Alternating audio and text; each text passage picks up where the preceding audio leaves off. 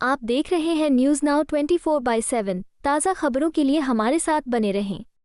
लोकसभा में विपक्ष के नेता राहुल गांधी की प्रेस कॉन्फ्रेंस पर भाजपा सांसद अनुराग ठाकुर ने तंज कसते हुए कहा कि राहुल गांधी आज की प्रेस वार्ता में हाइड्रोजन बॉम्ब फोड़ने वाले थे, लेकिन फुलझड़ी से काम चलाना पड़ा और वो भी फुस हो गई। इसी बीच चुनाव आयोग ने स्पष्ट किया कि ऑनलाइन किसी भी मतदाता का नाम न तो काटा जा सकता है और न ही बिना पक्षकार की बात सुने कोई निर्णय लिया जाता है।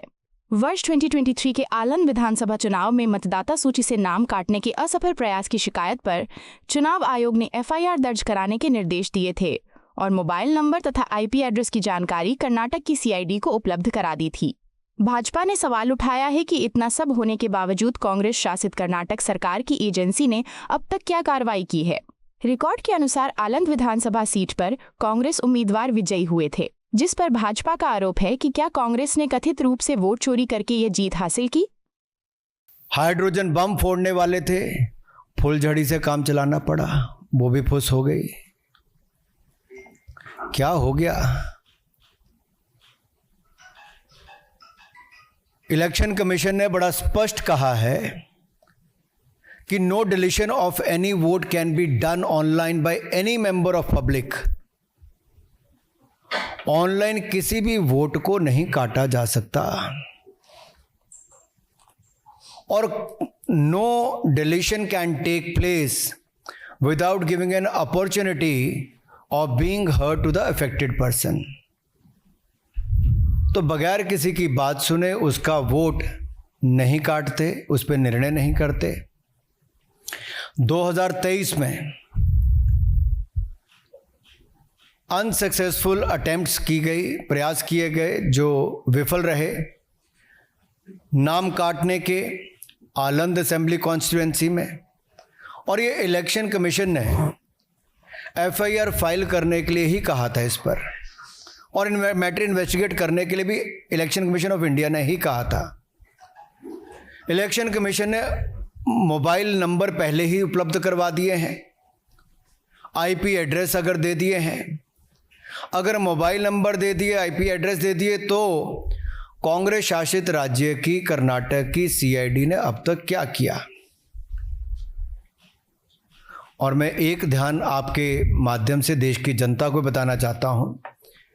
रिकॉर्ड्स के अनुसार आलंद विधानसभा क्षेत्र ये कांग्रेस के ही कैंडिडेट ने जीती थी 2023 में 10,348 मतों से। तो क्या श्रीमान राहुल गांधी जी, कांग्रेस ने वोट चोरी करके सीट जीती थी? एक बात आज जो राहुल जी ने बातों में मान ली और अपने जवाब में कहा, वो कहते कहते हाइड्रोजन बम एक तरह से फोड़ गए अपने ऊपर ही। वो कहते मैं लोकतंत्र बचाने नहीं आया, राहुल जी कहते हैं। लोकतंत्र को बर्बाद करने की तैयारी है क्या? गलत निराधार आरोप बार बार संवैधानिक संस्थाओं पर लगाना, गलत निराधार आरोप बार बार इलेक्शन कमीशन ऑफ इंडिया पर लगाना, कभी ईवीएम पर प्रश्न चिन्ह खड़े करने, कभी वीवीपैट पर करना, कभी चुनावों के नतीजों पर करना, और कभी टूल किट के सहारे भारत के लोकतंत्र पर, संवैधानिक संस्थाओं पर प्रश्न चिन्ह खड़ा करना, क्या ये आदत सी बन गई है? क्या चाहती है कांग्रेस पार्टी? पूर्व प्रधानमंत्री इंदिरा गांधी जी सत्ता का दुरुपयोग करके, अफसरों का दुरुपयोग करके चुनाव जीती है तो कोर्ट उनको बाहर का रास्ता दिखाता है।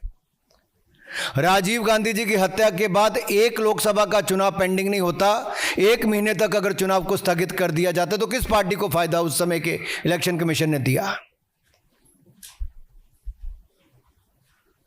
रमा देवी जी, एमएस गिल, टीएन शेषन से लेकर ये बाकी सारे इलेक्शन कमिश्नर जो थे किस पार्टी ने नियुक्त किए और वापस किस दल में गए? कांग्रेस पार्टी में गए। इलेक्शन कमीशन का दुरुपयोग इन्होंने कभी किया होगा, उनको बड़े बड़े पद भी बाद में दिए होंगे, लेकिन अगर निष्पक्षता के साथ भारत का इलेक्शन कमीशन काम कर रहा है तो बार बार राहुल गांधी जी का प्रयास है कि लोकतंत्र पर प्रहार किया जाए, भारत के लोकतंत्र को कमजोर किया जाए, जनता को गुमराह किया जाए, और जिस तरह से बांग्लादेश नेपाल में स्थिति बनती है वैसे झूठ बोल बोल के वहां पे स्थिति पैदा कर दो देश में। आपको यह वीडियो पसंद आया हो तो इसे लाइक करें, हमारे चैनल को सब्सक्राइब करें।